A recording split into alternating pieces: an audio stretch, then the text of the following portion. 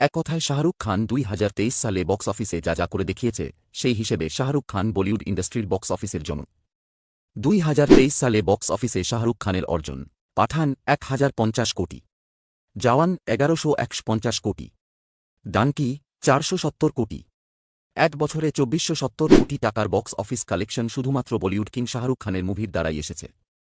এটা তো আর এই সেই কথা নয়, যেইখানে বলিউড ইন্ডাস্ট্রি তীরে এসে তড়ি ডুবে যায় সেইখানে পাঠান মুক্তি পেল, পাঠান ইন্ডাস্ট্রি হিট হল, তারপর জওয়ান আসল জওয়ান পাঠানের রেকর্ড ব্রেক করে নতুন ইন্ডাস্ট্রি হিট মুভির খাতায় নাম লিখালো, তারপর আসল রাজু হিরানির সাথে ডাঙ্কি সেটাও রমরমিয়ে ব্যবসা করে সুপার হিট হল। এক বছরে এত অর্জন শুধুমাত্র শাহরুখ খানের দ্বারাই সম্ভব হয়েছে। শাহরুখ খান শুধুমাত্র 2023 সালে যা যা রেকর্ড গড়েছে তা বলিউডের অন্যান্য স্টারের 5 বছরের রেকর্ডের সমতুল্য। আর এই কারণেই শাহরুখ খানকে বলিউড ইন্ডাস্ট্রির বক্স অফিসের জনক মানা হয়। আপনার কি মতামত? শাহরুখ খান কি সর্বকালের সেরা অভিনেতা? জানাবেন কিন্তু কমেন্টে। ভিডিও ভালো লাগলে শেয়ার করতে ভুলবেন না।